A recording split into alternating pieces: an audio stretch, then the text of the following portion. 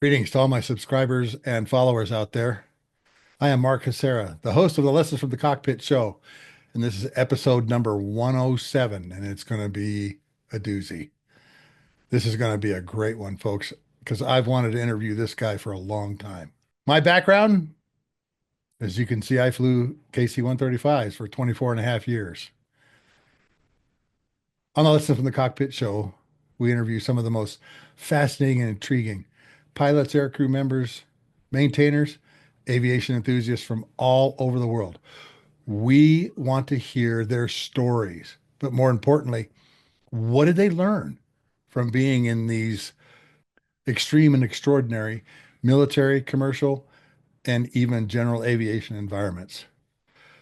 The purpose of our show is to illustrate how does the aviation world work, but more importantly, increase critical thinking skills both in the air and on the ground.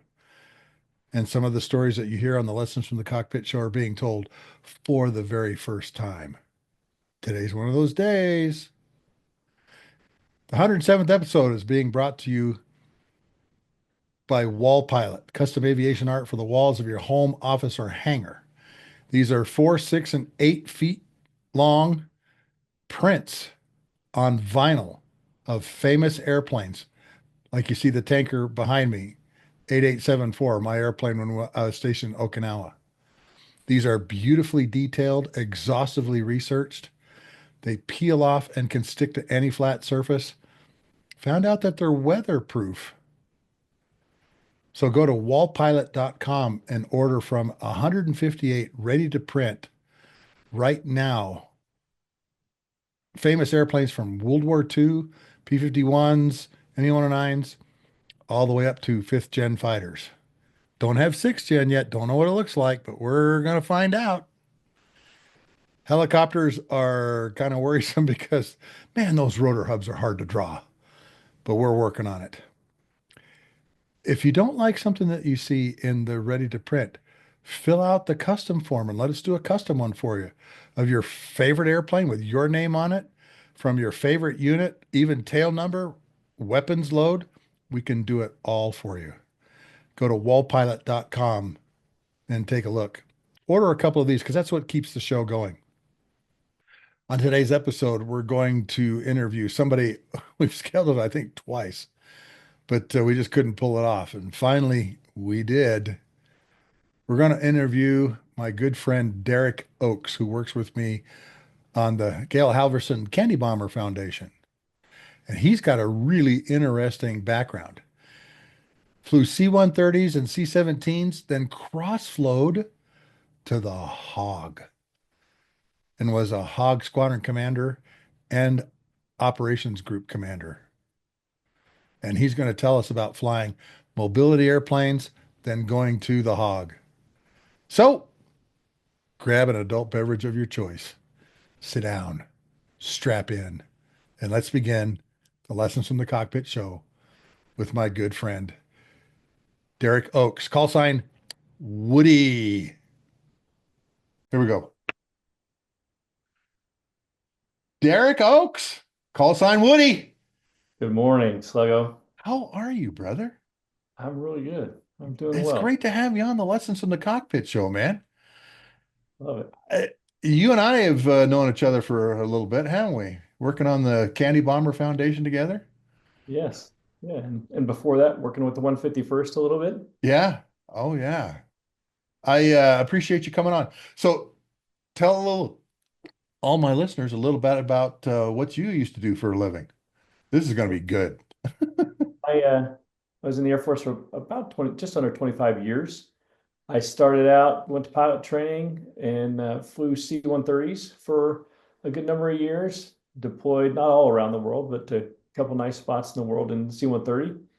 And then I transitioned to the C-17 when it was still a baby aircraft. I think we had 12 on the ramp when I showed up at Charleston, and with the 14th Airlift Squadron. Flew that for a couple years, but I always wanted to fly an A-10. I always wanted to do something air to ground, and specifically, I wanted an A-10. I wanted to do close air support and forward air controller. So the opportunity came up at about the 8-year point in my career to transitioned. So I applied, competed, and got selected to go fly the A-10. And I did that for the rest of my career. And when I was a lieutenant, I wanted to be, my dad had kind of beat into me, or, based on his experiences, how much being a flying squadron commander, how awesome being a flying squadron commander was. And so that's really what I wanted to do. I wanted to be a flying squadron commander. And I particularly wanted to be a fighter squadron commander. And so I went to the A-10. And when I transitioned, he said, you're going to be tail end Charlie. You're going to be, they call it the FNG. Nobody's going to, you're not going to get the time of day for anybody. It's going to be really hard and you're going to hurt your career. I'm like, okay, that's fine, but I'm still going to do it. I wanted to fly an A-10. And I learned a valuable lesson as I transitioned to the A-10 is if you're doing what you love, you're so much better at it. I was a good airlift pilot. I think I was a very good CAS pilot because I loved it, so I flew the A-10 for about 16 years, got to be a fighter squadron commander, a fighter squadron DO, fighter squadron commander, and then a fighter group commander as my final job in the Air Force. And I feel very lucky to have been able to do that. That is not a normal career path, is it? No, it's not. And getting into the Hogs and having been a C-130 pilot, there's a great appreciation there for, hey, the C-130 is going to some pretty crazy places that you and the Hog are covering. You know, that's a that's one of the scenarios we had during advanced integration at the weapons school was Hogs covering C-130s that were doing a air strip assault thing, and I'll never forget that as long as I live, sitting in that bubble, on the C-130 and looking up and seeing the A-10s running around above me, Yeah, that's a fun bit of flying low altitude, kind of daisy chaining over some 130s, and you think you're slow, but then they're much slower, and so you're able to keep up with them and still maneuver pretty well. Yeah. So first question I ask everybody, brother, how did you get your love of aviation? I don't think I realized how much it's what I wanted to do until it came time to make a decision. My dad was a fighter pilot, and I really never thought of doing anything else. I mean, it was just an assumption that that's what I was going to do. I really didn't care what anyone else dad did. I was going to be a fighter pilot. And then I went to the Air Force Academy, and you read the history about, a little bit World War One, but especially World War II, Korea and Vietnam, all these heroes and what they did. And I wanted to do that. That's what I wanted to fly. That's how I just wanted to fly in general, but I specifically wanted to fly air to ground fighters. And I loved it before I even stepped foot in an aircraft. Before I even, broke ground in an aircraft, I just knew that it was what I was supposed to do. So is there any missions that you flew in C-130s or C-17s that kind of stand out in your mind? C-130, the thing I love in general about the C-130, I had an ops officer and he said, nobody cares about five pallets. You got five pallet positions in a C-130 and it's a small enough load that the only person who cares about it is the end user. You're bringing them cargo in whatever spot of the world. And I remember flying specifically in the Middle East. This was 1996, and we were flying out of Oman, and we would take off, and there would be two of us airborne from our squadron, and we would race around theater, taking passengers and rolling stock and palletized cargo. And it was seeing how many lift we could do while we were up in the air.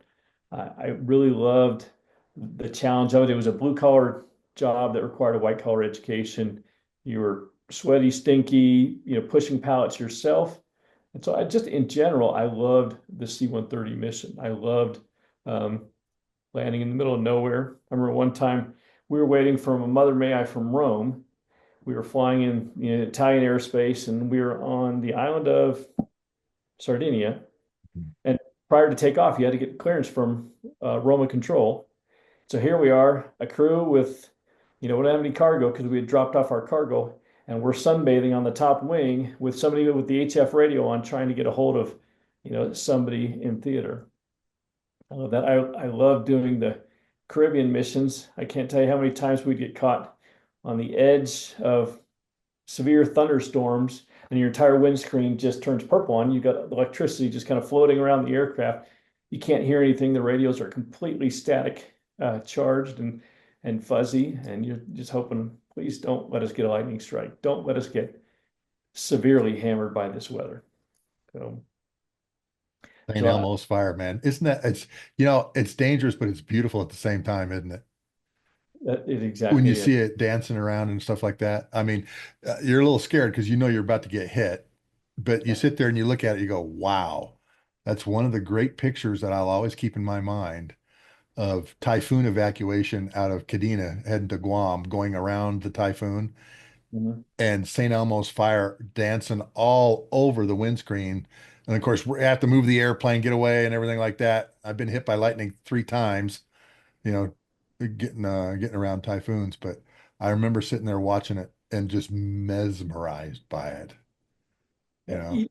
you're exactly right. And what I have found, I don't care what aircraft you're flying, your acuity goes up, your focus is heightened when you're on the edge of danger. There's something about doing something, and it quite frankly happens a lot in aviation, especially in military aviation, where if you're not paying attention, if you're not really focused on your mission, you can hurt yourself and bend the aircraft.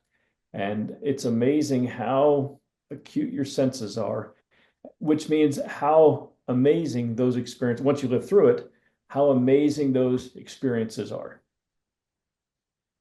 There's a F-15 pilot that was stationed at Kadena when he interviewed on a podcast. He called it intuitive expertise. You go into that intuitive expertise mode that whatever you're facing may not be in the books and you may not have done a simulator ride on it or practice an emergency procedure for it. But it's like you said, you have this heightened state of awareness and your mind goes into a place where all of your training and all of your experience all pulls together. And he called it intuitive expertise. I like that. I Uh, remember that. yeah, I use it in some of my speeches now, and when I go out and talk professionally. And Rick Tellini, he's shot down a MiG-25 in Desert Storm, and he talked about how he's chasing the MiG down, and he did something really, really fascinating. He made a radio call because he told everybody, anybody in burner, everybody out of burner. It was his way of IDing the Foxbat because, as you know, the Foxbat and the F-15 have a very similar More profile, yeah. profile. Yeah. And the Foxbat didn't come out of burner and he shot it There he is. down. Yeah, there he is, shot it down. Okay. And so when he was talking about that, he says, yeah, he says, I went into this area in my mind called intuitive expertise where that radio call just came out, and everybody's saying, oh my gosh, it was brilliant. And I'm just thinking, I'm just trying to ID the MiG, you know.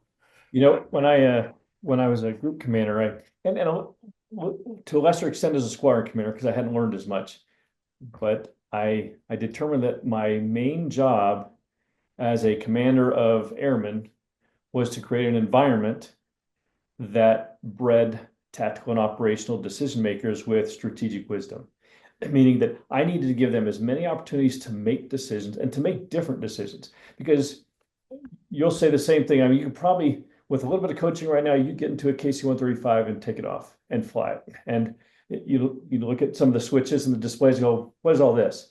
But ultimately, you know how to fly the airplane. And I could do the same in an A-10. You get me, once I get the engine started, like, okay, now remember the ops limits, where are the greens and everything. That I could fly the aircraft. Where it's hard is when I have to make decisions and sometimes conflicting decisions. When I have to look at my guidance and I have to look at the limits of the airplane and I have to look at the mission and go, how do I reconcile all of these? And that's where the real magic happens. That's where that yeah, what do you call it? Intuitive expertise. Intuitive expertise comes in because you've gotten so good at the basics. You've gotten so good and you practice making decisions, no two of which are often the same, but you know how to go through the decision-making process. You know how to go through a hierarchical prioritization of this is what I have to do, and this is how I'm going to solve this problem. And aviators, and in particular military aviators, I think are better than just about anybody else in the world in doing that because it's such a regular thing. When I was an evaluator, and I would throw guys in the simulator for their emergency procedure evaluation, and I would give them emergencies where the checklist conflicted, where the checklist said to do one thing, and then I'd give another emergency at the same time. Somebody said you're not supposed to do compounding emergencies, and I just didn't believe that. And I'd give another emergency, and so that where the checklist would conflict, and they would have to make a decision of what is my higher priority? What is the most important thing for me to do right now to get this jet on the ground and to get it on the ground safely?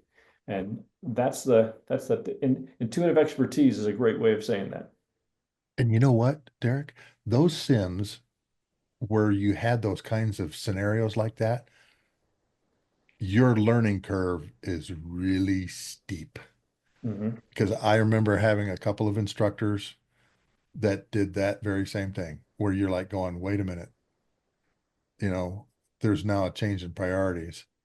And this emergency, now we got to do this emergency. Okay, now which one do I got to, that's, I remember those simulators as being absolutely the best learning experiences, in my career. And unfortunately, there was very few instructors that knew how to do that.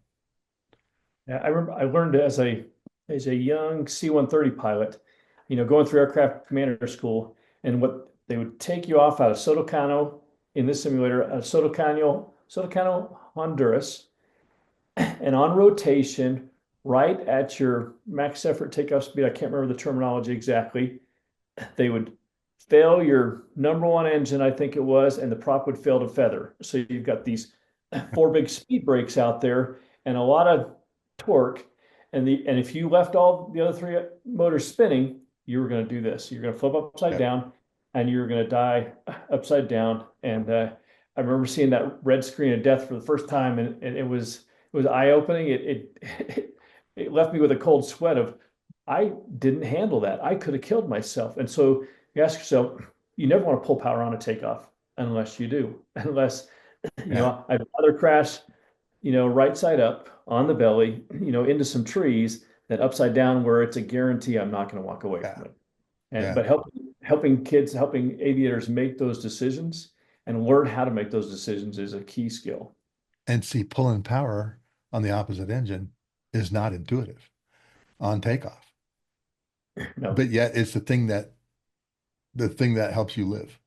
yeah, exactly right. Okay. What did you like flying what did you like about flying the C-17 the most? You know, one thing I loved about it, it was kind of a hodgepodge community. You had C-130 guys and C-5 guys and KC-135 and KC-10 and 141 guys and EC-135 guys all mashed together. And so when I was there, we were kind of charting our own culture and establishing a culture. And I kind of liked that. The airplane was an amazing airplane. I didn't like flying Strat Airlift. It was not enjoyable for me, but I love flying the C-17. It was, as an airframe, the amount of power it had when you weren't overloaded. I remember taking off. I was one of the air show demo pilots for a short while, and taking off and rotating to 15 degrees nose high and just accelerating. When you're looking at a 400,000-pound aircraft accelerating, at 15, and I think it was actually higher than that, 15 to 20 degrees nose high, and watching it accelerate or feeling it accelerate, it was amazing. Or the first time we did an assault landing in one, that was something I loved about the C-130 is landing on a short 3,000-foot strip, but doing the same thing on a C-17. I remember we going through initial training, and the first one we were 400,000 pounds, and you touch down and you throw the engines into reverse, and you stop 400,000 pounds in 1,400 feet. And you think, My gosh. that is a lot of kinetic energy, and you just know those brakes are smoking hot. And but it was an amazing aircraft. It was so easy to load and unload. It was so easy to reconfigure. It was a dream to fly. The automatic flight control system was really easy to operate. A lot of it was based on the KC-10, and the KC-10's a flight management system. But it was an amazing aircraft. It was kind of funny. This is where my first real taste of the screwed up nature of defense acquisition is. Here you have an aircraft that was designed in the 80s, and it went through all its testing. They were awarded the contract, I'm not sure when, maybe 90, 91.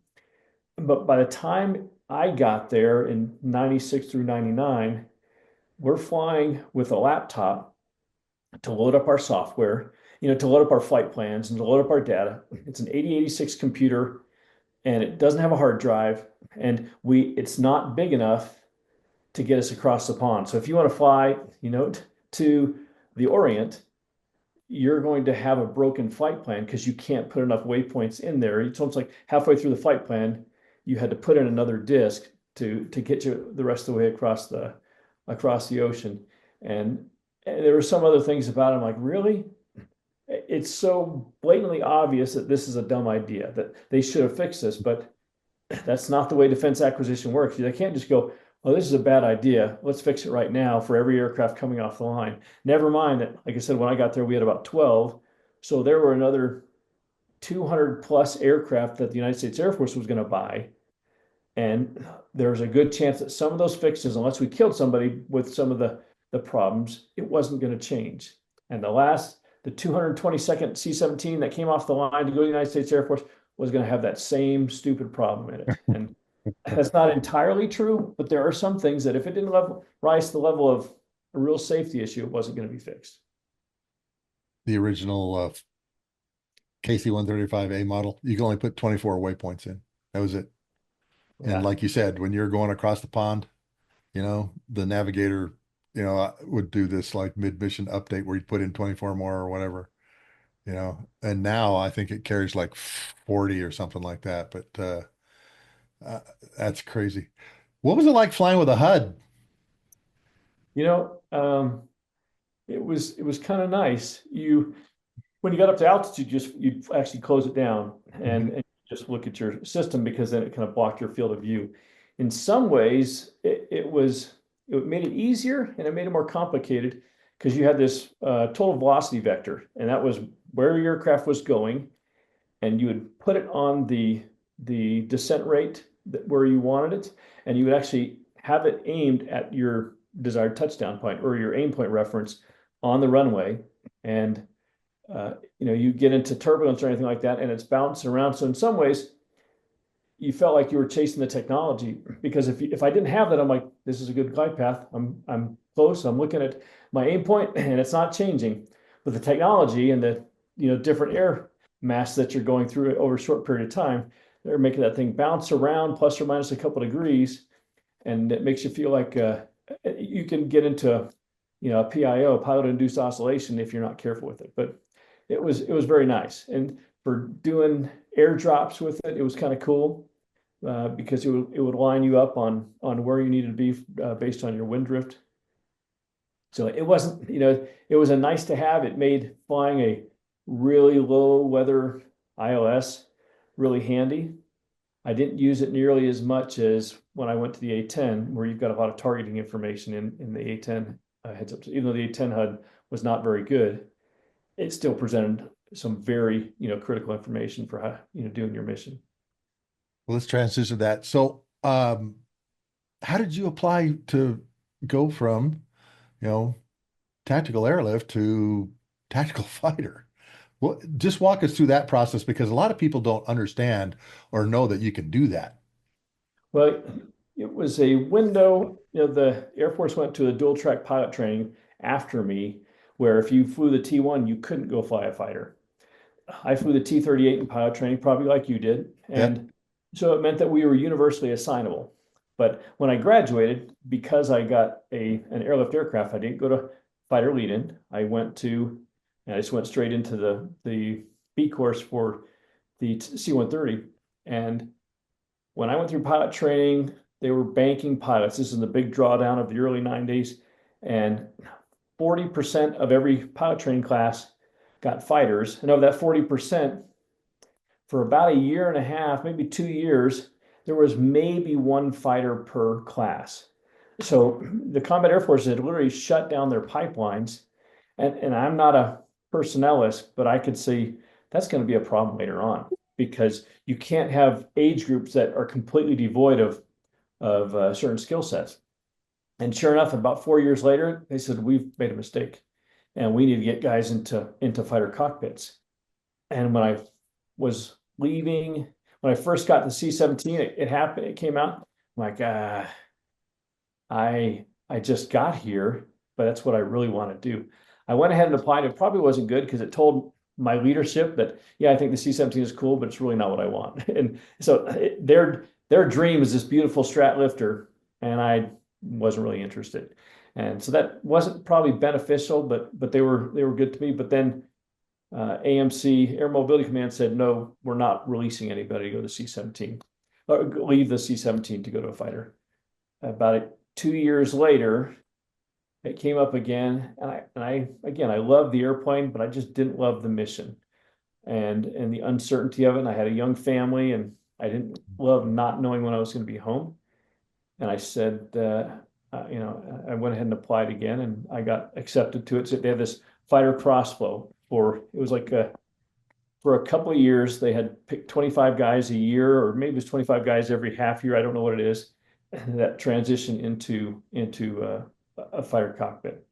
And so I went to that, and then since I got selected, they needed to get me current in a T-38. So they sent me down to Randolph. I flew 10 sorties in a T-38, and I didn't love landing the T-38. I love flying. I love landing the T-38, but that was fun. And after flying big airplanes and not flying close formation for a long time, or really much of any formation, even though the C-17s and C-130s fly more formation than most, you're still not flying a lot. Then relearning how to fly formation, and then going to Introduction to Fighter Fundamentals, where I'm with a bunch of young, spit and vinegar lieutenants who all they want to do is fly a fighter. And I'm relearning how to fly the aircraft, and I'm competing against them. And that was probably the hardest course I ever went through. The 2 or 3 month program of flying the T-38 tactically, learning how to do air-to-air, learning how to fly formation better, learning how to do air-to-air, just basic fighter maneuvers, and then how to drop bombs and the kind of navigation that you were asked to do. And then from there, I went to Tucson and went to the B course, the initial qualification course for the A-10.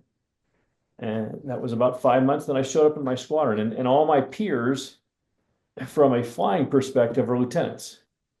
And they've got a long runway ahead of them in terms of their time to grow. And I show up at the 8-year point, and I don't have that. I mean, I'm a year and a half, 2 years out from my majors board. I have to gain some credibility quickly. And so I was swimming as fast as I can, just to not look stupid in the airplane, but then to get to a point where I could exercise some leadership and be a productive member of the A10 community. And so I did that I flew at DM for 2.5 years. I went to Korea for a year, and then I went to staff and then school after that. And I couldn't wait to get back to flying. What was it like the first time you shot the gun? Somebody had said, you're going to feel like you broke it. And that's exactly what you feel like. You put the pipper on the target, your aiming reference on the target. You pull the trigger 1 D10, that kind of syncs up your aircraft, your precision attitude control. It kind of holds it where you want it to be. And then you pull the trigger, it kind of holds it. It's pretty good, but your bullets are going to dance just a little bit. And you pull up the second detent, and the whole airplane just shakes. You get a bunch of gun gas out the front. I go, I can't believe I did that. And then when you recover from the surprise of it, the shock and awe of it, your next thought is, that was awesome. I can't believe they're paying, And I remember going through along that line. I remember going through an upgrade. I was going through my 4-ship upgrade, and I had a sortie where I didn't fail it, but I didn't do well. And it was a low altitude, and it was kind of a low altitude, hair on fire, really busy mission. And I got down, went through the debrief, and I was, I had a lot of learning points and they taught me a lot of things. And I said, even when you're terrible, this is an awesome job. When you suck at this, I love this job. And that's really the feeling I had, for the rest of my time flying it.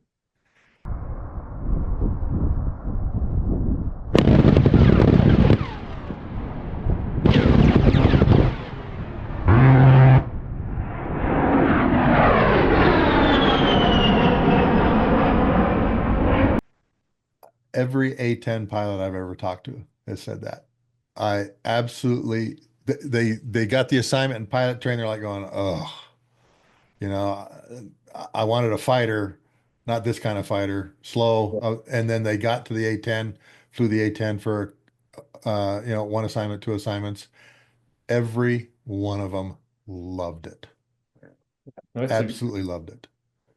it's underpowered. It's never fast enough, unless you're holding, then you don't want it to be fast, but underpowered, it's never fast enough.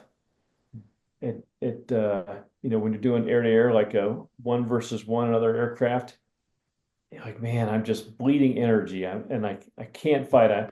It's a race to 120 knots, which is your lowest airspeed you can get to, because, uh, but it's so much fun. You learn to flying. It's not that hard. Flying and employing it becomes a real challenge. And then flying and employing it with a team, that's a real decision making challenge where the flying of the airplane just has to be second nature to you.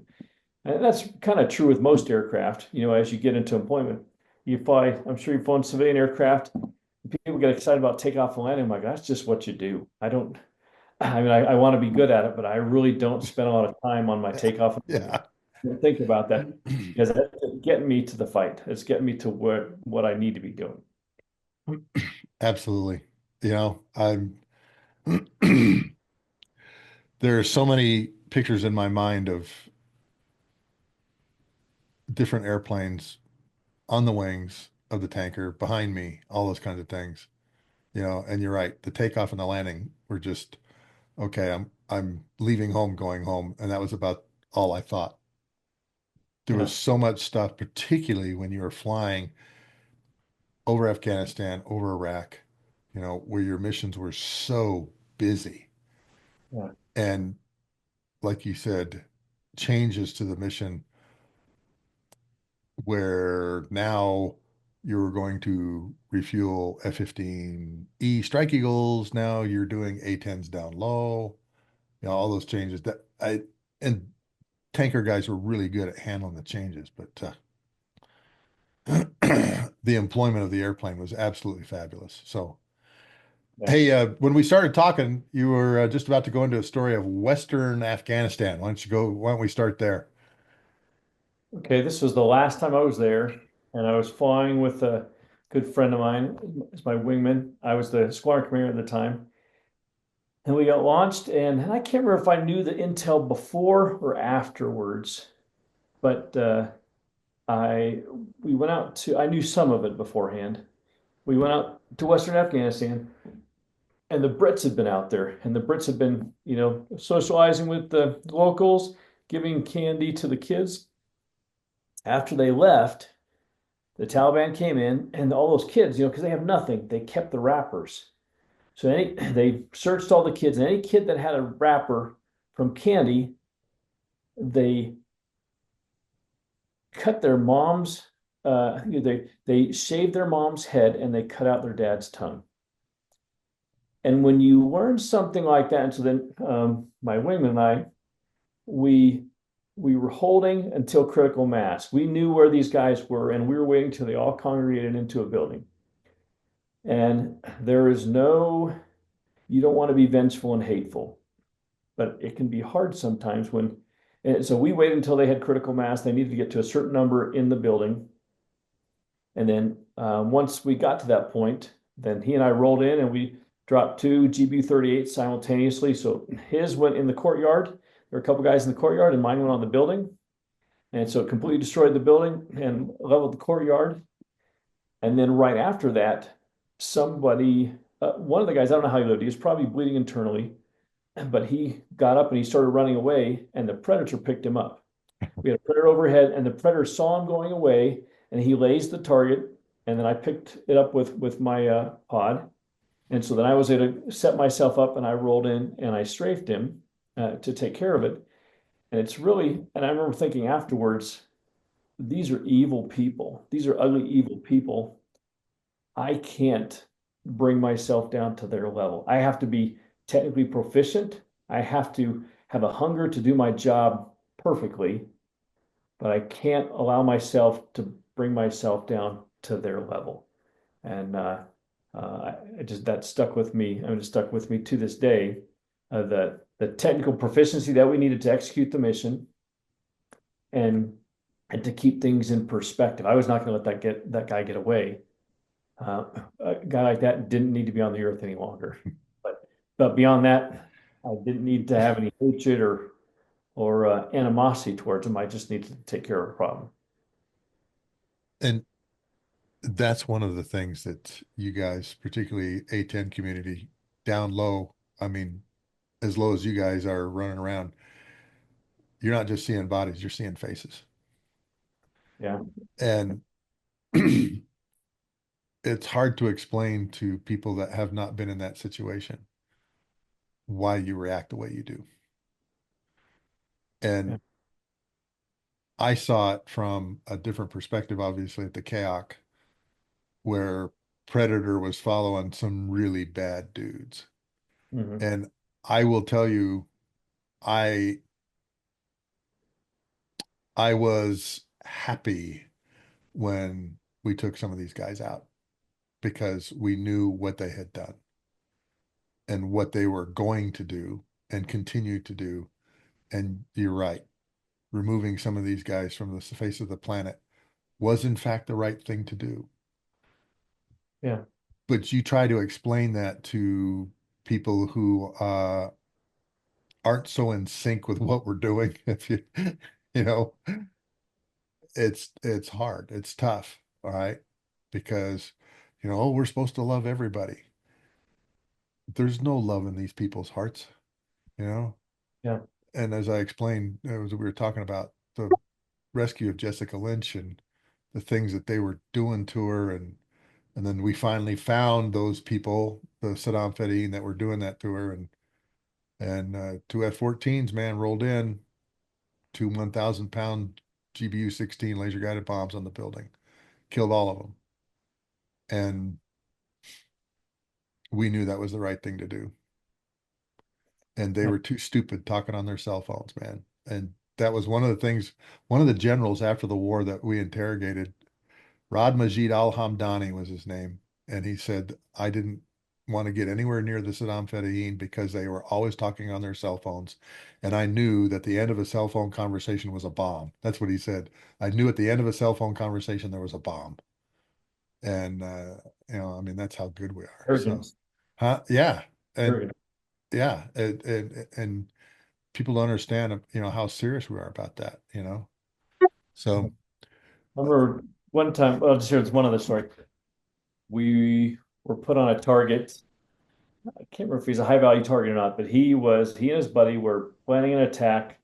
This is in the Horn of Panjwai, west of Kandahar.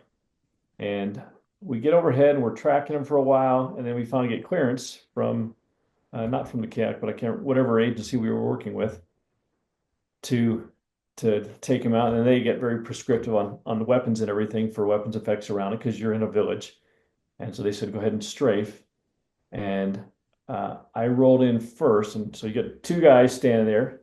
This is the really bad guy, and this is the ringleader bad guy, and this is the other bad guy. And I rolled in, and you'd think, with the gun shooting it from a mile and a half away, or mile and a half to a mile away, you're not going to miss. But sometimes, Allah does favor them. So right. as I rolled in, I pulled the trigger and came off target, and I'm watching the impacts. And right as I pulled the trigger, he bent down to tie his sandal or something like that. And there happened to be like this short little wall between he and his buddy. And the bullets impacted all around him, but that wall protected him, killed his buddy, and that wall protected him. and you come off target, and he immediately gets up and he runs to a village and he grabs a kid because he knows we won't shoot a kid. So he grabs a kid and he runs back to check to make sure his buddy's dead. And then he's just carrying this kid around until he thinks he's not being watched again. And then he's carrying this kid around while he goes and rounds up some more of his buddies to make the attack that he ultimately was planning on. And as a technical operator, I was very angry at myself that I let that happen, that I missed him. And even my aim was right. The bullets went where I intended them to go, but just dumb luck, he walked away from it. And so you debrief yourself and debrief yourself and go through, how could I have done this a little bit differently? How could I have made sure that we didn't have to waste any more assets on this guy? And he was done. And I think the anger, one of the things I learned is the anger is not geared towards them so much. It's you as a technically proficient, a professional. And when you make a mistake or when you miss, you get angry at yourself, but you have to check yourself to make sure that that's where your anger is and that's where your frustration is with you and not with this guy. The good news was that another guy in our squadron took him out later that evening. So he didn't last long, but he lasted long enough to prepare to mount an attack on one of our outposts down there. But you said something really important though, the guy immediately knew to grab a kid. Yeah. Freaking coward, man. Yeah. He knew immediately, if I grab a kid, they won't shoot me. Yeah. And they could tell that we could see it was a kid and that we were not going to touch him. yeah.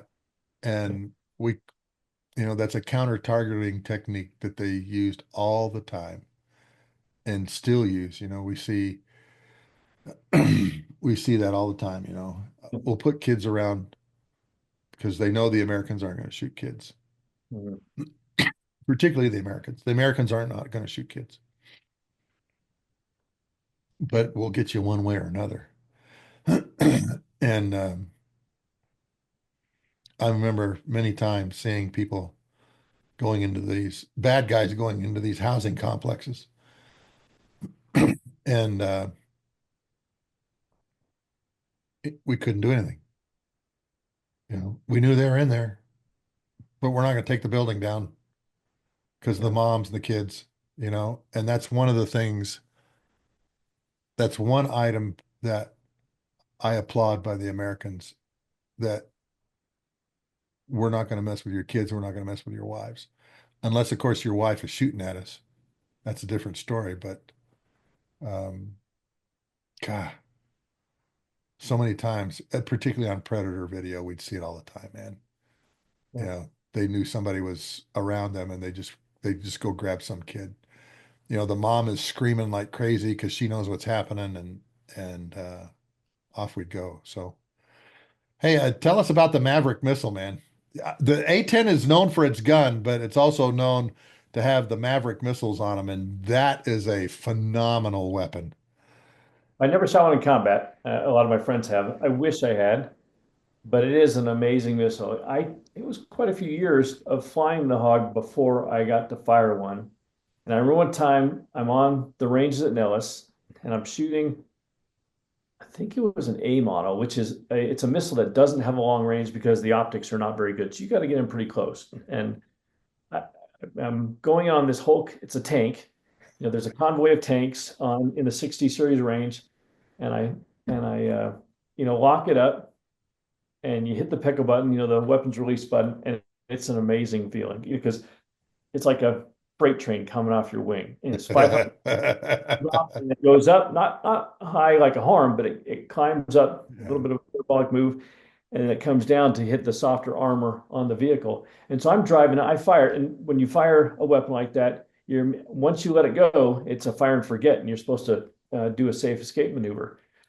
I was so enamored with watching this thing. It comes up and hits this tank, and I can see the turret blow sky high. I'm like, I better turn and get out of there. I mean, I could have hurt myself, or I could have, dinged the aircraft had I just been unlucky. But it's an amazing missile.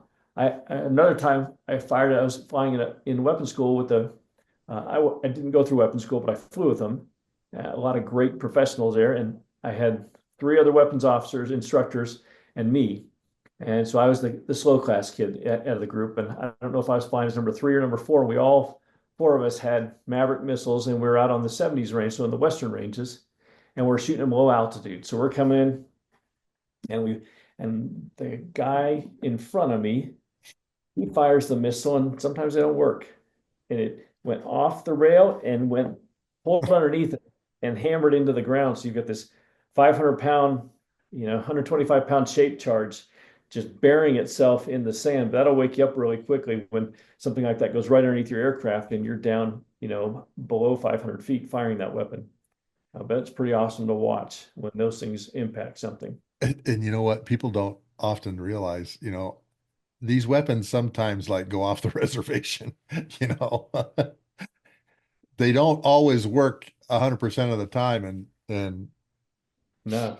I was And at you, that, I was at yeah, the Operational Test and Evaluation Center, yeah, huh? and we had a particularly new weapon that we use a lot now, JASM, okay?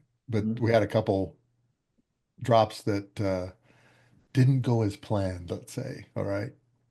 Yeah. It's one And thing for it to not function. It's one thing for it not function. It's something totally different for it not guide or to yeah, to have a stuck fin or something like that, and it comes off and you're as good of a target as anything else. You just hoping it misses the aircraft. And I luckily I was never involved in that. I never saw it, but I've watched a lot of video of it. I just told you the story of a Maverick, going underneath the aircraft and blowing up on the ground. That definitely wakes you up. good friend of mine, F-18 Hornet guy, used to chase the cruise missiles, the Tomahawks, and they'd videotape them and everything. He said it was pretty spectacular to, you're down low chasing this thing, and then every once in a while, one would malfunction during the nav phase or something like that, and they'd have to go and get rid of it. And but yeah, there's some spectacular uh chase video of these fighter planes, literally coming right up next to these things while they're in flight. You know. So were you going through the WESIP program when you were firing these things? Is that what that was? What do they call it? Combat hammer? I've done combat hammer before, but those were just regular training. We go out and we go a lot of times. Every squadron would get an allocation of live ordnance, Mhm. and so you go out to a live range. Most of the time, you just drop dumb blue bombs. Either 500-pound or 33-pound bombs Yeah. as practice bombs. But you would get an allotment every year of live rockets, live AIM-9s, air-to-air missiles, live Maverick missiles, and then GBU-38s, GBU-12s, some 2,000-pound bombs, Mark 84s or GBU-10s. And so we just go out to the best ranges for pretty much all of that stuff are the Nellis range because you got a bigger target array, you got a larger live impact area, and we just go out there and beat up on targets that they've had. And so it's a lot of fun. Uh, Hey, just for a few minutes, I mentioned something. This is a long running program, the WESIP program called Combat Hammer. Just explain what that is real quick and what its purpose is and what you get to do. Well, yeah, the weapon system evaluation program. It's where it's kind of a testing for weapons, aircraft, and aircrew. And squadrons go out there and they get to fire live ordnance, sometimes in settings that are a little unique, like on moving target. We go out and they would have a train or automated cars, and we'd get to strafe automated cars, just to practice doing that or try and drop a GBU-12 on a moving vehicle or a Maverick missile on a moving vehicle. And so you're going to shoot live ordnance. You're going to practice the pilot vehicle interface. You're going to practice make sure the aircraft system works well. And then also you're going to get to practice and then be exposed to live weapons. It's a great system. Yeah, as an aside, the last time I was in Afghanistan, we were so busy. We were shooting and dropping so much. And our OG, our ops group commander, he's like, this is like in the area we're doing it was this area 85 Charlie Hotel. We called it 85 cleared hot, 86 cleared hot. We were dropping and shooting so much. We were supporting some soft forces out there, And like we've got our own, and the OG's like we've got our own little WESP going on here. And he was kind of checking to make sure that we were dropping on valid targets and whether or not we were wasting ordnance. And I'm like, I'm here to support the ground guys. And when you get in a target rich environment like that too, man, it's particularly with soft guys on the ground and working with them, that Yeah, must be amazing. yeah, they're a lot of fun to work with. They're because they're lean forward. They they are there to win. They're not there occupying ground. They are there to win, and they're there to do it correctly. And that doesn't mean they're all perfect or all big green forces. The conventional forces are bad. They're not. But there's a different mentality, a different level of professionalism across the board when you're dealing with the special operations guys. Everybody's told me that, you know. Hey, explain to everybody what a 9 line is. A 9 line, that's a tasking order, is really what it breaks down to. Mhm. See if I can remember. It's been a long time. IP heading, target, elevation, description, coordinates, and I'm embarrassed that I can't remember the rest of it because That's okay. but it is it's a handshake, I'll call it a handshake between the ground forces and the air crew and the pilots of this is where the target is. This is what I want you to do to that target. This is how close friendlies are. And this is commander's intent. And then you have an amplifying remarks about deconfliction with artillery, with other aircraft inside. Do I need a timeline or a countdown or time hack or something like that? It's where you coordinate.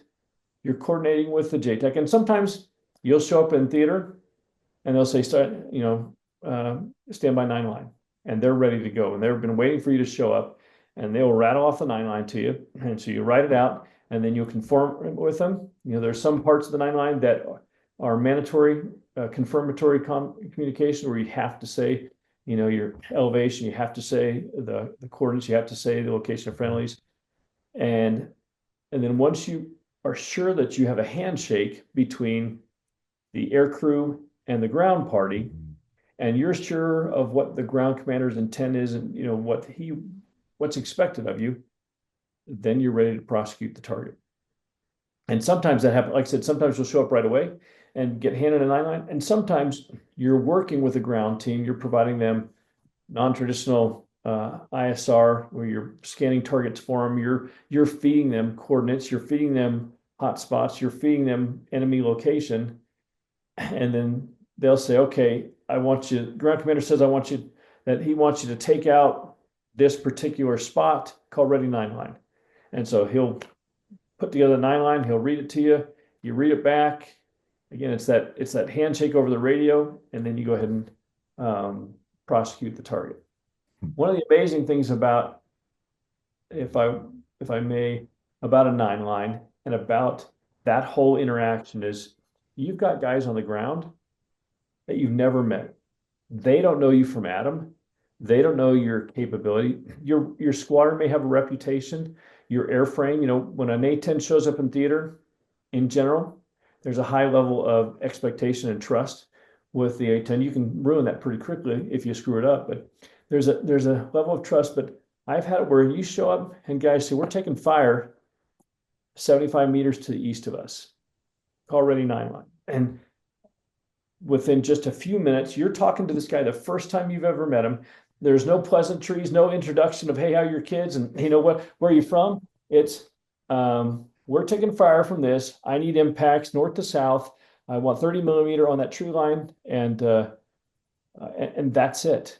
And you establish that trust so quickly. The fact that he would trust you with his life to be able to immediately roll in and put down rounds that close to his position, it's an amazing testament to how good we are as a force when it comes to close air support, and how good, how much we as Americans trust each other to have each other's back. The guys on the ground aren't a statistic. They're not a number. They're your brothers. They're your buddies. That's why I like the term that you used, handshake. It's an electronic handshake, but it's just as if you put flesh to flesh, Yeah. you know, because, and that was one of the things I was going to ask you about. Uh, do you remember a situation where you had emergency CAS? Somebody called on the radio and says, "I need you right now," and you had to go through this whole process, and I'm sure you've been through that where, uh, you're told to go to a frequency and you have no idea what's going to happen when you get there. Do you remember a situation like that? I never did emergency cast. When they declared a tick in a troops in contact, Um, it's kind of an emergency. I mean, it's you have troops engaged. Emergency cast is where there's nobody on the ground qualified to call in your fires. There's nobody on the ground qualified to talk you onto a target. I didn't know that. And so that means that you as a pilot have to be extra careful to make sure that and these guys, if it's an emergency cast situation and he's not trained at all, he doesn't have the same terminology. He doesn't have some of those same cues that are going to build his confidence and build my confidence. So I have to assume that I have the most situational awareness on the battlefield. I have to assume that I have to pull every bit of information out of him in order to be successful. And in the deployments I went on, I had a number of situations like that. I remember one where the guy said, "Are you FAC-A qualified?" And I said, "Yes, I am." Now it's almost like handing the guy your wings, because to be a forward air controller and be a traffic cop to manage the aircraft in the air is not a big deal. To be a forward air controller and to work with the ground commander, I want to be plugged into what the ground commander's intent is. I want to be plugged into the ground commander's thinking. I need to know I want to have a good idea of the friendly order of battle. And sometimes just to show up in a theater and to have somebody say, "Are you FAC-A qualified? Because we need you to, control airstrikes." I'm like, I can do that. But technically, what we're talking about here is emergency cast. From a troops in contact emergency situation, I had that happen a number of times, and it uh, it gets you going pretty quickly. You're droning around. You're in your third hour of a 4-hour sortie, and all of a sudden, a tick pops up, and they say, "Drop what you're doing and go to this location. And I need you to support Doom 04 or Halo 11 or somebody like that." And so you show up and you're talking to somebody for the very first time, and you have to recognize they're under a lot of stress. They're taking fire. They may have casualties on the ground, and they may or may not be thinking straight. Now, some of them are. I mean, I would say all of them are red-blooded, great Americans and very amazing professionals, but they're under stress that you're not under. I'm sitting in my air-conditioned cockpit. I'm at between 5 and 15,000 feet, and in a scenario like Afghanistan, I'm not worried about getting shot down. I'm not worried about the risks of that. I'm worried about doing my job well, and his risks are very different. He's worrying whether or not he's going to make it home to mama that night. He's going to be able to call mama that night, and he's going to get all his guys home.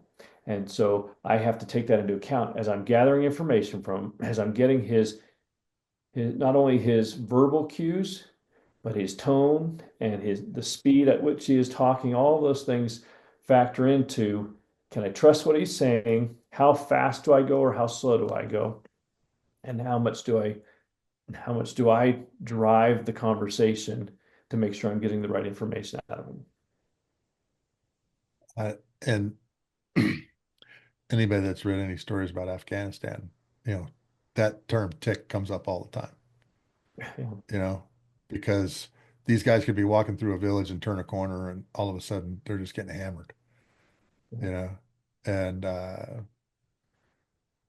that's got to be an incredible feeling when you hear the guys on the ground go, "Hey, we're good now." Yeah, that's like I'll probably get emotional saying it. When you check off the radio, knowing that somebody's going to be able to call home that night, it's a there's nothing better in the world. Yeah, nothing better in the world, I'm sure. Did you fly any missions in Iraq? I never did. The A-10s mainly, during OIF, that's when I Yeah. was in the Pentagon. The A-10s went to Iraq, And then the A-10s went back to Afghanistan and mostly stayed in Afghanistan. There was a short time when they went to Iraq, Hmm. but other than that, they kept them over in Afghanistan. And you mentioned you had a tour in the Pacific. Were you at Osan? I was at Osam, yeah. What was that like? It's the Wild West. I mean, my dad he was the range officer at Cooney Range, which was our main bombing range, air to ground range, which was just west of Osan. And I was talking to him on the phone, and he said, kind of paused. He goes, Korea, there are a lot of rules and nobody follows them. And he was there in 1963, 64. I'm like, it hasn't changed. It's exactly the same. They have when I was there, they had airspace structure that matched the United States, and they were very regimented in their organization, and they didn't follow it. And they wouldn't give us airspace, and so sometimes we would just have to quote unquote take it and borrow it for a while. And I love flying over there. I learned a lot. The weather was crappy most of the time, so you Yeah. learned, you know, visual flight rules of 3 miles visibility. Well, 3 miles was I got a mile that way, I got a mile that way, and maybe a mile below me. I can't see anything in front of me, but I've got VFR. And I remember one time I was talking about Maverick missiles. We were doing dry Maverick runs, so just practicing Maverick runs on that Cooney range, and Cooney was in the middle of the water, and so you've got the Kim Hay. There's a Yeah. bay west of Uh, Incheon, where I guess MacArthur made his landing. So you've got this bay there, and the weather was not good, and it was so bad that wingmen were grounded. So I was out there flying, and then I met up with another flight lead, and we're just doing Maverick dry missile attacks, and the weather's kind of slowly creeping down. And so we're doing all low altitude attacks. And at one point I roll in and I'm practicing on, some targets on the shoreline. And I look down and I can see the seaweed doing this in the water. I'm like, okay, it's time to knock this off. Because you just get such a lean forward attitude of I can make this work, I can make this work, not realizing that you're not really using good operational risk management. But the excuse was if we fight here on this peninsula, this is what we're going to have to do. If we fight, we're going to have to figure out a way around this weather, and we're going to have to learn how to fight and win in this weather. the other thing I remember a lot of people telling me too is they're always burning something in Korea.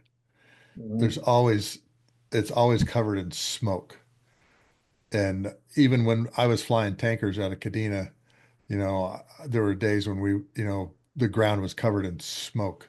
So not only did you have the weather, but you had all the smoke too, you know.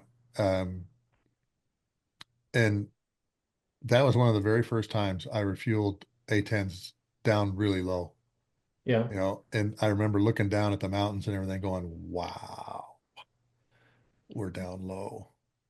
yeah. 25th Fighter Squadron, Assam Dragons, huh? hmm That's right. Pilsung.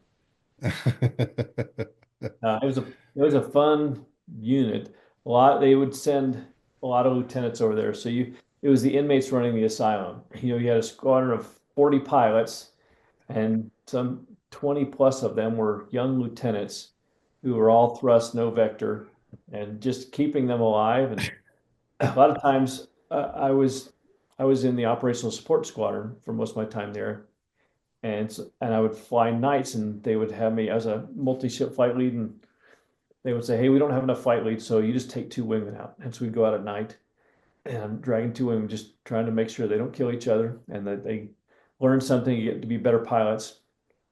And I loved it over there. I learned a ton as a flight lead, learned a ton as an aviator in general, because yes, they have rules and you try and follow the rules, but there are a lot of situations where you had to really think through what's the right answer and what is the best way to do that. I have to learn how to do my job in this environment. How do I do that without not being flagrantly abusive of the rules and without ignoring them, without putting anybody in danger? And that's what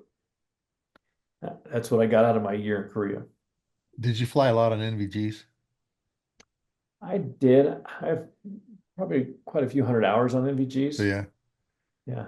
explain to my listeners what that's like because night vision goggles. We own the night, all right, and we've got incredible technology. But flying an airplane on NVGs, I'm sure there's certain things that you have to remember to do and not to do. Well, I'm gonna have an excuse for you about me driving a car. I'm driving my wife's new Land Cruiser, and it has this sensor. Finally, I turned it off because it kept saying, pay attention." And she goes, "You're not looking out front." And I said, "I'm paying attention. I don't know what this." Again, I went into the computer and shut the thing off. I realized that's kind of how it's how I flew an airplane. You know, they say your head on a swivel. When you're flying with night vision goggles, you've got a 40-degree field of view. So you're looking through this. So you're flying an aircraft at between 250 and 400 miles an hour through two soda straws, and it's Glendale green. So you're not really seeing light. You're seeing, differing heat signatures, I guess is the best way to describe it. Contrast. Contrast, based on how much moon is up and how much cultural lighting is how effective the night vision goggles are. They're good. I would say when they're really good, most of the time I flew, you're still only about 20/30. So you're not seeing things like with sharp 20/20 eyes. And you just learn to get with it. But what you do is you're looking underneath the goggles because you can't see your instrument panel and all your weapons displays and everything through the night vision goggles. So you raise them up and you look underneath. You're looking through the goggles. And because it's such a small field of view, to build a picture in your mind of what you need to be seeing, you're constantly moving your head. So you're constantly swiveling it around to create what you would otherwise be able to see with the naked eye, with your field of view of your naked eye of, what is this, a little more than 180 degrees. Mm-hmm. You've got a 40-degree field of view. And so you constantly are thrashing your head around to build that picture of what the scene, in general looks like. They're heavy. You do that for 4 to 6 hours, pulling G's coming off target and pulling up. And so you've got a couple pounds right here. And by the end of the night, you feel it in the back of your neck. And it just, they wear on you. They tire you out looking through those green lenses after a while. But they're amazing they don't turn the night into day, but they make you functional at night. They allow you to Yeah. see that you otherwise wouldn't see. So you combine, in the later years of my time in the A-10, we got a helmet mounted cueing system. So it was a little monocle that went over our right eye. So that gave you targeting information and sometimes navigation information. And you combine that with the targeting pod that I had on one of my screens, and then the night vision goggles, and then everything else, and you could do very well at night. You could create a pretty good picture of what was going on. Hey, talk to everybody about the Sandy mission, because this is really something that the A-10 is obviously known for, is search and rescue, escort, and being on station. And of course, there's the famous Paul Johnson picking up the F-14 pilot in Desert Storm and everything. Talk a little bit about that, because this is really where the Hawg really shines. And I mean, it shines in a lot of missions, but this one can be extremely unique because of the situation you're in, trying to pick up a survivor. Okay, well, in general, we try and fly as a four ship of Sandys, a flight of four for a CSAR mission. Your Sandy one, he's the rescue mission commander. He's in charge of it all. And he's also responsible to find Jack, which is the isolated person on the ground. And so you can find that by getting coordinates from. You can find that digitally from him sending you coordinates from his radio. You can find it by ADF, bearing pointer. So he'll key his mic, and you on our compass card, it would point to him. We go, okay, I know he's that way. So you draw a line on your map, and then you go to another place, and you have him key his mic, and you draw another line on your map, and that would give you a general triangulation. During the day, then he could mirror flash you, or he could send you smoke, because you wanted to find him with a level of surety before you brought in the helicopters to pick him up. You didn't want to expose the helicopter. You didn't want 5 guys on the ground, or 6 guys on whatever on the ground when you had just one before. So you don't want to get anyone else shot down. But so that's Sandy One's job. So he's the one who puts together the overall rescue plan. He's the one who runs the rescue task force. And then you have Sandy Two, his wingman, and he's the traffic cop. He's kind of like a forward air controller. He's the one who is conducting strikes. He's the one who is sharing information with Sandy One, because Sandy One, they say, come sometimes Sandy One, you put a hood over you and you focus on Jack. You focus on protecting him. And if a threat comes up to Jack, you're rolling in with your gun and you're taking care of that threat. And so Sandy Two is the traffic cop, is the one who's calling back to the KAOC and saying, I need strikers now. I need weasels now. I need a tanker now because we're about out of gas. Or I'm ready for the helos. And then Sandy 3 and 4, they're always ready to jump in as Sandy in 1 and 2. So if Sandy 1 has to step over the side and it gets shot down, or Sandy 2, and then Sandy 3 and 4 have to be able to step up. But their primary job is to escort the helos and or escort the HC-130s into the combat area. So that's what the whole mission is. It's the most challenging mission. I didn't do it until later in my career, and it's like the last upgrade you do prior to going to weapons school. You'll be a flight lead and a forward air controller, and you'll be an FCF pilot maybe, and you'll be an instructor pilot. You'll be a multi-ship flight lead, and then you'll become a Sandy 2 and a Sandy 1 after all those things. Sometimes you can do those earlier, and the reason is because it requires all the skills of every other thing the A-10 does. Being a forward air controller, being able to manage multiple assets at one time, being able to manage all three radios and to bounce back and forth, managing everybody's fuels because you don't want to run anybody out of gas. Being able to find targets on the ground. In this case, the target's not shooting at you. It's the friendly. It's the lone friendly that may or may not be able to tell you where he or she is. So being able to find them, protect them, put a circle protection around them, doing the escort, keeping aircraft away from each other in the sky, and then knowing when to say go. All those things play into it. So it's the pinnacle of how to run a mission. And then being a rescue mission commander, I would say that being a mission commander, I did that once at Red Flag, and it was a lot of planning, but when we actually pushed, it wasn't that hard. Everybody knows their roles. Everybody knows what they're supposed to do.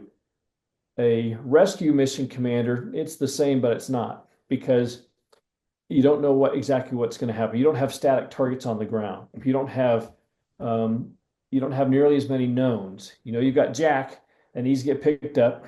You're hoping you have his location, and with his location, you have a general area where you're going to go, but you don't, clarity of threats, clarity of ground forces, clarity of partisans, whatever it is, isn't always all that great. And so to put all that together is a big challenge. Yeah. I, like I mentioned, I think his name was Larry Slade, and that mission was a long one. And picking up his backseater, the Rio didn't make it. He ended up in Baghdad. But Yeah. I remember going through weapons school, and we'd get down there obviously for integration, and they do the CSAR night, okay, and it was just incredible to listen to and incredible to see. And of course, the guys down there, the opposing forces at weapons school are really, really good at what they do. Mhm. And I tell everybody, probably the most complex mission that the Air Force does isn't air superiority, isn't attacking tanks. It's picking up our own people Yeah. that have jumped out. I think that's one of my biggest concerns right now. As the Air Force retires the A-10, they haven't marked anybody for that mission. They're not training anybody for that mission. And that's a skill set that is not easy to come by. And it takes a long time to grow somebody into a Sandy 1. And we're not doing that right now. And I'm really concerned. It takes a long time to grow an effective, good cast Uh, pilot. It takes even longer to grow a good Sandy 1, a good rescue mission commander. And we're just kind of ignoring that. We're saying, well, in the Pacific, it's too vast. We can't pick those guys up. I'm like, that's not a good approach. Yeah, I wouldn't tell mama back home that that's your approach with her husband, yeah, or I wouldn't tell daddy back home that that's what your approach yeah. with his wife if she gets shot down. Sorry, I hope the raft lasts a long time. Stay away from the sharks, and maybe you'll float into an island at some point. That's just that's not a good approach. That you brought up a question too, your statement. There is no airplane in the pipeline that can replace the A-10, is there? No, you have to the Air Force's. I'll give them a tiny bit of credit. A number of things. Technology has made some of the roles of the A-10 easier with other aircraft. But I mean, when I first started flying the A-10, I flew with my 1 to 50 map. No other community could do what we did in terms of plotting targets, plotting friendlies while you're flying the aircraft to manage all that, to fly with a targeting pod, to fly with data link, to fly with a moving map. That makes that stuff a lot quicker and a lot easier, but it's still challenging. And you can do, and I know a lot of great cast pilots who got the wrong airplane. They flew F-16s or F-15Es, and they do fantastic at it, but the aircraft isn't designed for that, and it's not optimum for it. It can do some elements of mission. A Predator or a Reaper can do some elements of the mission, but not all the elements. And I always say, in my time at Nellis, I was an ops supervisor for red flags. So I'd sit in the big room and I'd be the one who'd say, okay, fight's on, knock it off or whatever it was, and wrap it up. And then I'd kind of get the debriefs going.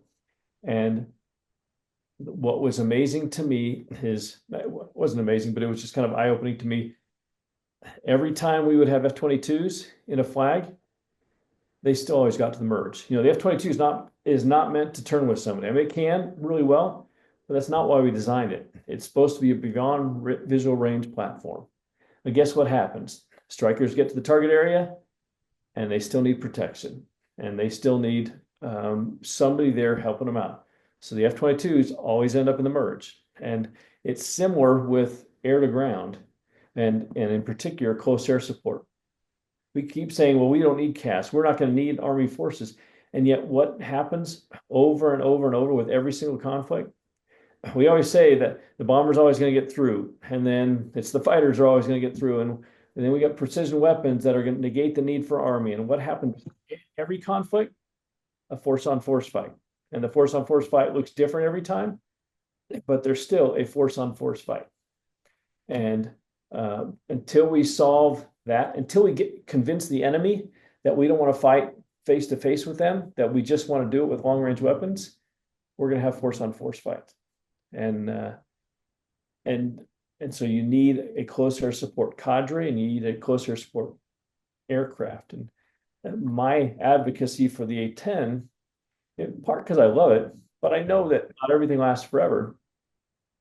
It's a cheap, effective platform for a large segment of the close air support mission. And the F-35 can't do that. The F-16 can't do a lot of what it can do. The F-15Es can't do a lot, but all those other aircraft are much more expensive. So why would I not have an inexpensive platform that can do it? Never mind that the A-10 with its 16 weapon station or 11 weapon stations, I don't know, I said 16, 11 weapon stations can do a lot of different things, can carry a lot of different weapons loads and perform a number of different roles for pennies on the dollar, what it cost me in an F-35 or F-16 or Strike Eagle. And Derek, as you well know, they've been trying to get rid of the A-10 for what, decades now? I remember them saying after Desert Storm, well, we don't need this airplane anymore. Yeah. We don't need, we're going to phase the A-10 out. And of course, people like you and me that understand the battlefield went, no, you're not. No, you're Yeah. not. Because there will always be a need for an A-10 or an A-10 like airplane. And as I watch what's happening right now, and they're starting to, I saw the other day, I can't remember which unit, an East Coast Guard unit They were sending their Baltimore. A-10, Baltimore, yes, sending their A-10s to the boneyard. I'm like going, this is not a good idea. No, it's This is, not. I'd love to see the Air Force build a new A-10. I think it was General Carlisle, when he was ACC commander. He said, if we buy new A10s, if we buy an A10 replacement, it's probably going to look, smell, and feel like like an A10. like an A10, yeah. That I could sit down with two or three guys and a couple of maintainers and look at an A10, say these are the changes I would make to it. This is how I would make it a more effective aircraft Yeah, and make it more viable for the yeah, next 50 years. And it wouldn't be that hard. I could, like I said, I did a bar napkin in 30 minutes or a whiteboard in 30 minutes, and we could have it all mapped out.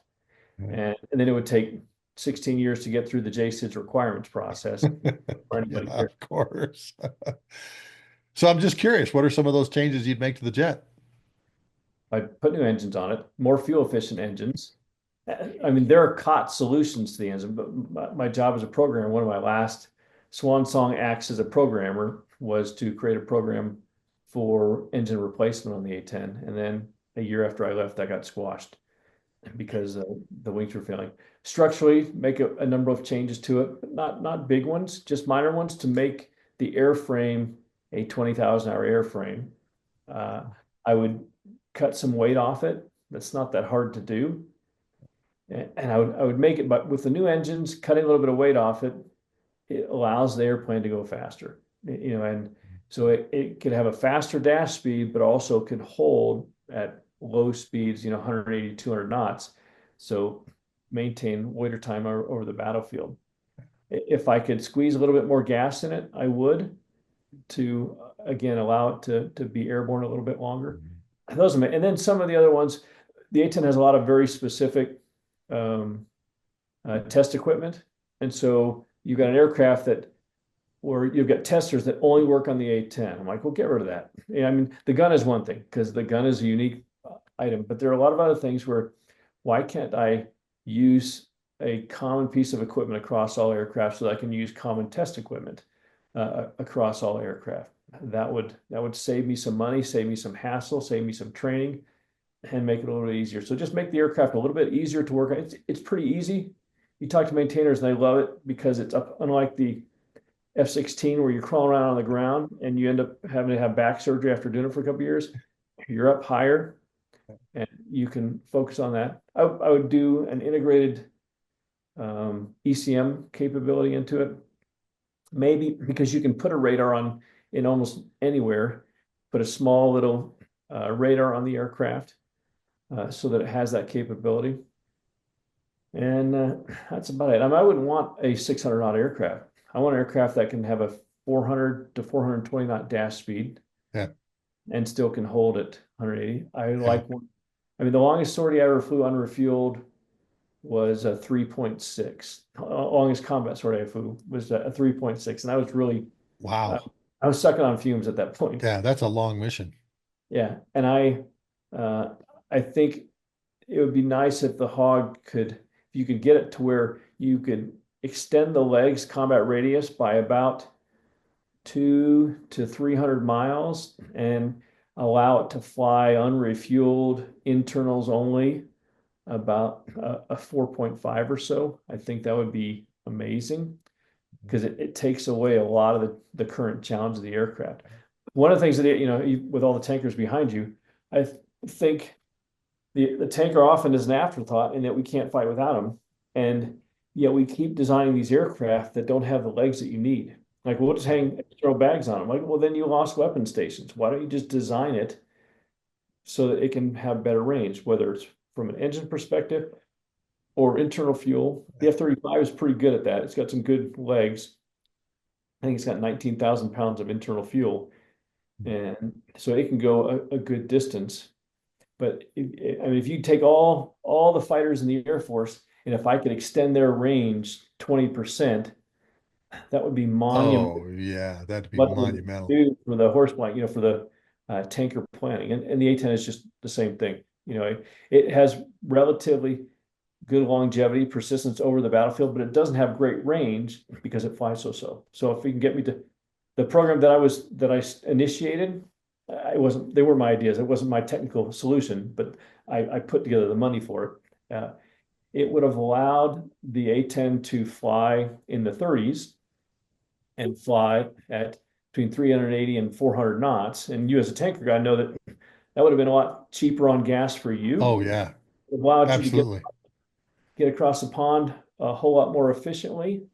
And so there are a lot of reasons. Every time I increase the range and the speed of a fighter, I increase the range and the speed of my tankers, and I reduce the demand for those tankers. Yeah, absolutely. Um, Sensor systems. I mean, you've gone from lightning pods to sniper pods. Would you change anything there?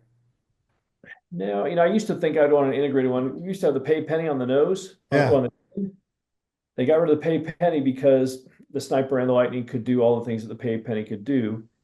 The difference is that pay penny is 25 pounds and the sniper pod is 500 pounds. yeah, yeah, Sniper does a lot more, but if I could get that weapon station back yeah, by putting a sensor on the chin, like the pay penny pod was, and have some of the components be internal, and then the key components be out there on the chin, I would have better, I would have less masking of the pod. Masking is when I'm flying and my pod is over here, and I'm flying like this, and I have limited field of view yeah, out this way. And on the wing, I'm blocked by the wing. If I could put it up on the nose of the aircraft, then I don't have as much blockage, and I'm able to see a whole lot more. yeah. And then I said, I mean, sensors get increasingly better, and having a great sensor on board would be fantastic. I'm not a Reaper. I'm not an ISR platform. It's a targeting pod for me. But the better I can see with it, the better. So I Yeah. wouldn't spend millions and millions of dollars on the optics on one of those things to make me look like a sensor platform. But the better it can be, the quicker I'm able to acquire and see targets. Earlier in the conversation, you mentioned the helmet and talk about the evolution of the helmet that you guys are now wearing and what you're using, because that has been a great tool also. Well, this is one of the things I love about the A10 community and the A10 acquisition approach to things, because they've never got a lot of money.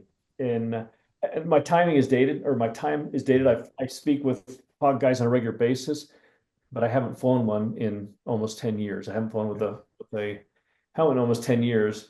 And where the Viper and the F-15E and the F-15, they got Jehemics, and Jehemics was a very expensive helmet that was integrated into their full system. It was a good system, but you had to choose. I want either night vision goggles or Jehemics, joint helmet mounted cooling system. And it was either or, you couldn't do both. With the F-35, they got rid of heads up display in favor of this $500,000 helmet that was only good for one person. And all my F-35 buddies say that they love it, but they hate it.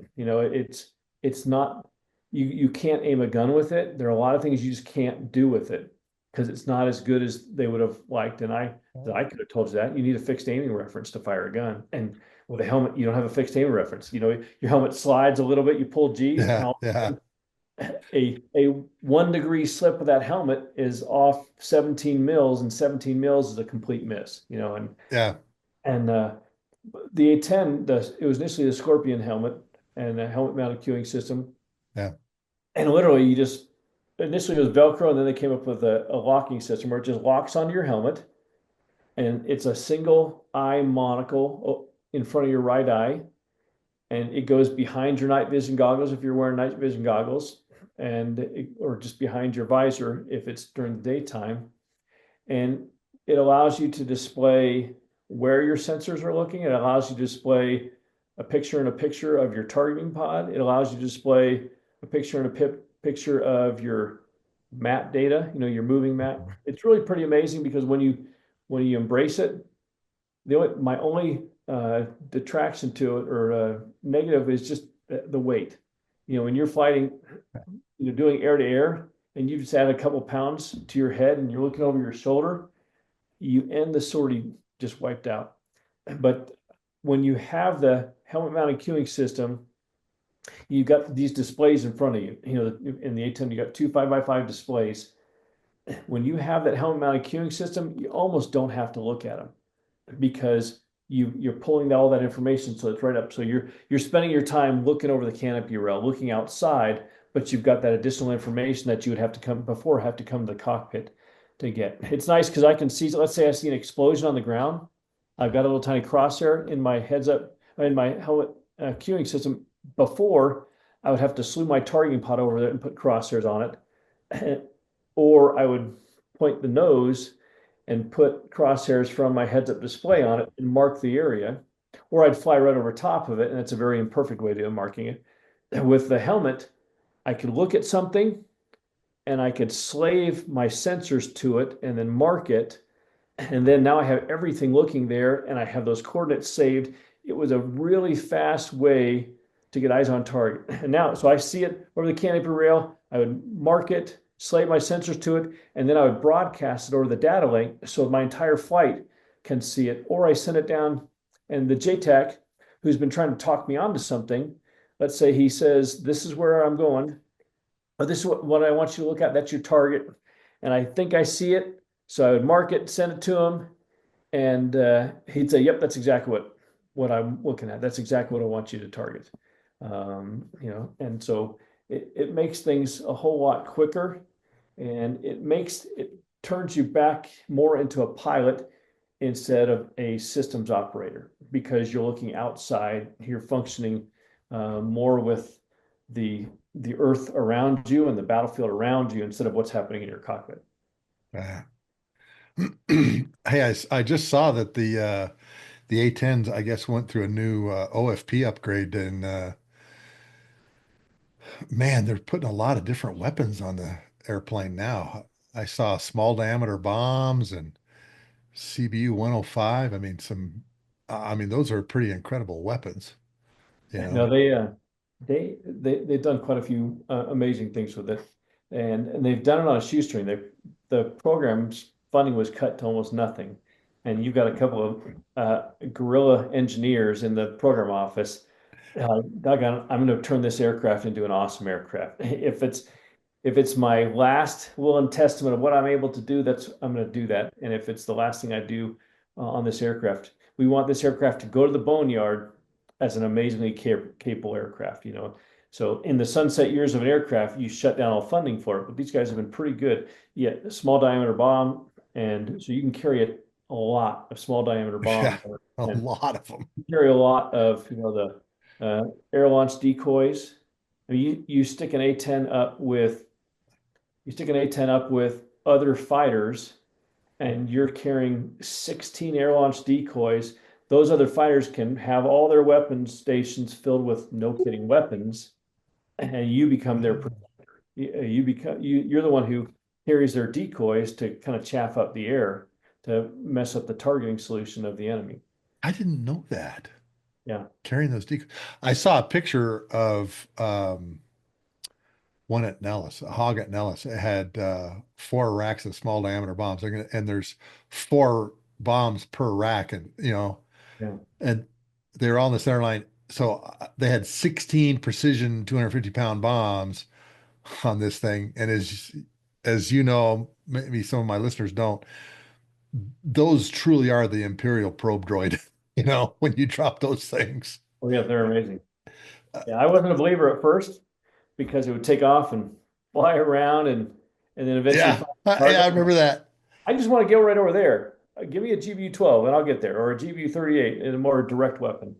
But it does give you standoff, and because of the precision, you've got, how much do I really need to destroy? 250 pounds, maybe plenty. Yeah, Yeah, and for a lot of what they need them for, it is. I mean, in a close air support environment, I want pinpoint targets. And if you can give me 16 sets of coordinates, and I can squirt 16 sets of coordinates to those 16 weapons, I can simultaneously make the enemy's life pretty miserable in a very precise way. Yeah. I talked to the first Strike Eagle guy that dropped one. Okay. And it was in Afghanistan, troops in contact, and you mentioned it did a lap. Okay. And it's like he's like, where's that thing going? When he and all it was doing was just setting it up. Its brain was going, okay, I got a better path if I go this way, and of course he came back and he goes, hey, Mr. Small Diameter Bomb Engineer. We made a more direct attack mode on this thing, because he says it literally came off the airplane and he saw it go like this and it starts doing this lap and everything like that. And of course that bomb has gotten even better. Now there's the Block 2 version, the Stormbreaker, which is Yeah. just freaking amazing, Yeah. you know, and it comes, four to a rack Yeah. and Yeah. amazing Talk about weapon. the killing power. The Hawg is not fast. Yeah. The standoff capability with a lot of weapons is pretty amazing. Yeah, it is. It is. All right, brother. Last question, man. If you Yep. had to look back on your career and say, hey, these are my top two or three lessons learned from my career, what would they be? Uh, I think In the air or on the ground, doesn't matter. I tell you, I love leadership in the air is the greatest educator for leadership on the ground. Oh, great lesson learned. Because you learn when you learn how to manage things in a very time constrained environment where lives are at risk, doing it on the ground gets a whole lot easier. It doesn't mean you're an expert on it automatically, but you get so much better at managing and prioritizing things in any other walk of life, any other leadership thing. And probably another thing would be I learned how much I love flying. I started out stressed about it. Like this is cool, but I'm not very good at it. And I hope I can be good enough and I'm not sure I'm going to make it and hope I pass this check ride. By the time I retired, I was very comfortable in an airplane and I loved it. I mean, I used to say that I I would say I hated my job, but my job was a drain. And it was a lot of work. And then even getting ready to fly, the flight planning and the pre-brief, it's a ton of work. The minute you step to the aircraft, you put on the harness, step to the aircraft, like, okay, this is where I'm supposed to be. And you break ground, okay, this is where I'm supposed to be. And I just loved everything about flying. One small story about flying, I was going to share this earlier. It was on Christmas Day, and I'm flying with the in Afghanistan, and we're just doing a small outpost. We're just giving them some cover, and our mid-vol tanker was a KC-10. He was orbiting north of us, and so I went to the tanker first. We yo-yoed, and my wingman stayed on the site. And I went to the tanker, and I climbed up high in altitude. He was probably at 21, 22,000 feet. So I was about 25,000 feet. And Hogs don't go fast, but No. to make that hog go as fast as I could. So I went beak to beak with him and I close to about a mile and I checked away 30 degrees and then jacked my nose up. And then as he got to about 10 o'clock position, I just did kind of a slice back, almost split S, and parked at 50 feet behind the boom. And the tanker pilot's like, I've never seen that before. I'm like, you know what? I love my job.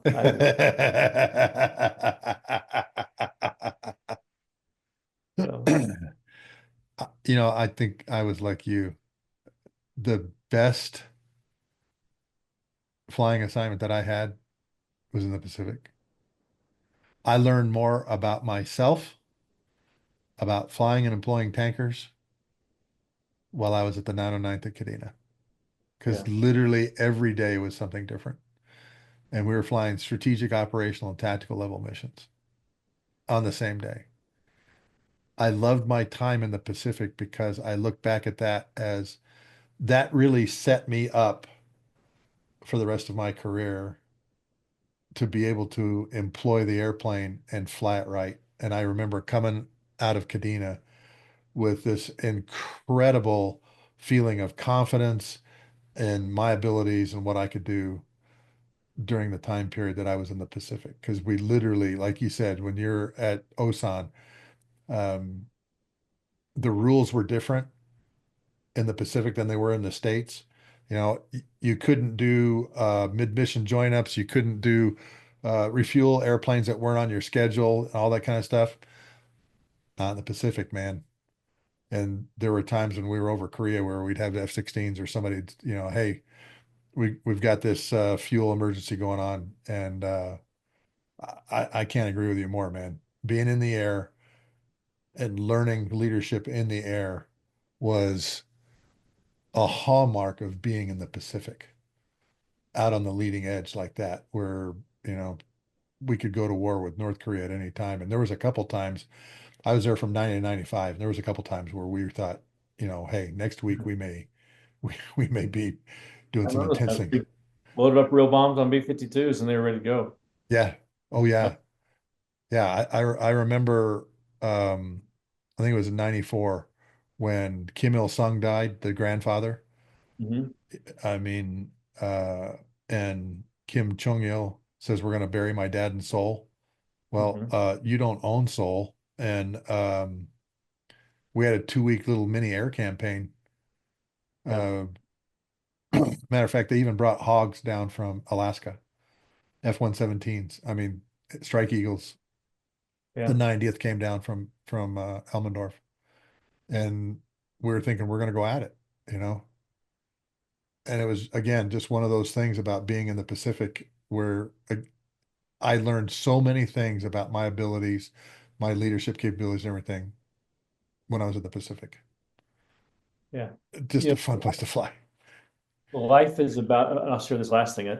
Life is about learning, and this is the world according to Derek, life according to Derek is life is about learning how to make good decisions, learning how to direct your own life effectively. And the more you practice that, the more opportunities you're given to make hard choices, the better off you're going to be. And doesn't mean you're not going to make mistakes. You can expect to make a lot of mistakes, but learning from those mistakes, getting better as you go, to become a better version of yourself in the end is to me that's the purpose of life. The goal of life is to learn how to do that, and flying is a phenomenal teacher of how to do that. It really is. Hey, you do a lot of professional speaking now. How do people get a hold of you if they want you to come speak? You go to my website, www.derekoaks.com. You can Okay. find me on LinkedIn. I just booked one where I got a cold connection online. This woman was setting up an event, and she said, "Hey, we need a keynote speaker. I like your message. Can you speak next month?" Which is pretty short notice, but I said I had a clear day, and so I Yeah. said, "I'd love to do that." Um, that's the main way. So LinkedIn and or on my website, Okay. and my website has contact information where you can get a hold of me. Hey, just curious, what message do you share when you're speaking? I got a couple, and as you can imagine, I talk about flying. The My Yeah. main keynote is probably the confident leader, about creating a culture of confident decision makers, Mhm. and the focus is a leader's main job is vision. He creates a vision, then he imparts a vision, and then he trusts people with that vision, and then what does that look like? And then having an environment of perpetual debrief, not criticism, but perpetual debrief Yeah. of I want to fly the perfect sortie, and what does that perfect sortie look like? And when you have an environment where people understand where you're going, feel empowered to be an active participant in that, and everybody is trying to be better, you can do amazing things. I mean, you create explosive growth both personally, professionally, and as an organization. That's my main message. I have a couple other offshoots. I wrote this a couple years ago, and it talks about my love of flying and what flying taught me, more than anything else. Your book's available on Amazon? It's available on Amazon, or you go to my website and you get a Okay. signed. All right. Go. And I'll have all that in the show notes, okay? So that people can find your LinkedIn and get your book too. Okay, sounds awesome. Hey brother, we've been going for 2 hours, man. It's been a lot of fun. as always. Bye. I appreciate it. It's thanks for sharing your stories and those lessons with us, man, on the Lessons from the Cockpit Show, man. All right. Thank you. Did all of you subscribers and followers out there benefit from this? This was great to go from mobility airplanes, C-130s, C-17s, tactical to another tactical airplane like the Hawg and employ it and be a little bit behind your peers because you started off a little late. This has been great. And I really appreciate Derek Woody coming on and sharing his stories and his lessons learned about flying mobility airplanes and then crossing over to the fighter world. As always, this episode of the Lessons from the Cockpit Show is brought to you by Wall Pilot, custom aviation art for the walls of your home, office, or hangar. There's 158 ready to print, 4, 6, 8 foot images, graphics on vinyl that you can peel off and stick to any flat surface, like my tanker above me, 8874, which I flew at Kadena. We have everything from World War II all the way up to fifth gen fighters. Don't know what the sixth gen fighter looks like. Helicopters are really hard because of the rotor hubs, and we're still working on those. But if you don't like one of the ready to print, then send us a note. Fill out the form and let us do a custom one for you. A 4-footer is about 300 bucks, but we can put your name on it from the unit you want, even with the weapons load you want, and we'll send it to you. Go to wallpilot.com and take a look at the ready to print or go the custom route. Order a couple of these because that's what keeps the show going. I want you all to become members of my All Ranks Club, my Patreon channel. Those of you that join at the designated driver and by the bar will get Q&A with me, to include individual Zoom meetings where we can just talk about aviation. We're also going to have virtual bar nights starting on Thursday. And we're working on a coin, but I also have these that I give out every month. This is a 7-inch sticker created after my Wall Pilot stickers, my Wall Pilot airplanes that advertise the show. You can peel it off, put it on a water bottle. It is dishwasher safe. And there's 10 of these to include Tomcat or Tomcats, A7 Iron Hand from the Marauders VA-82. This was actually Admiral Leighton Smith's airplane he was flying when he got a Distinguished Flying Cross for taking out SAM sites near Haiphong.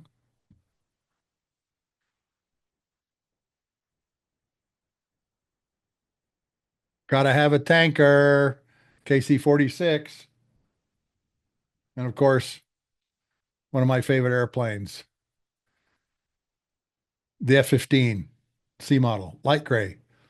This one from the Nomads.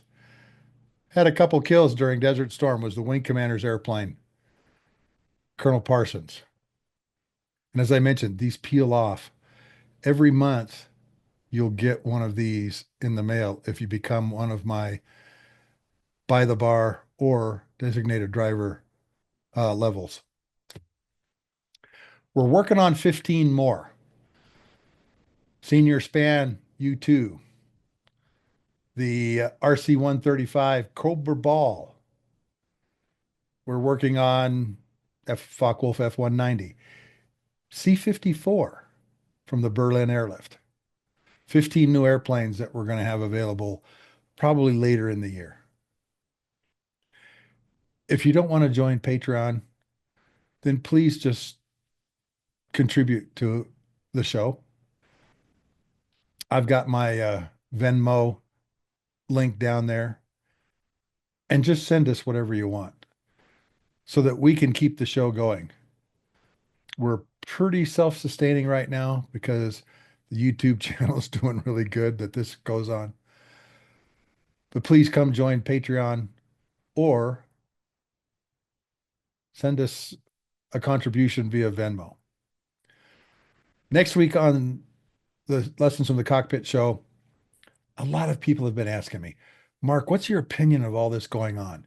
We've got B-2s in Diego Garcia. Been there, done that. We have tariffs against China. We have operations against the Houthis. And those have been very intense in that we've been using some pretty new weapons. The E1s are dropping AGM 158 joint surface to air standoff, joint air to surface standoff missiles, JASM. So we're going to talk about that next week. And I'm going to go over some other current events that I'm also reading about in the news.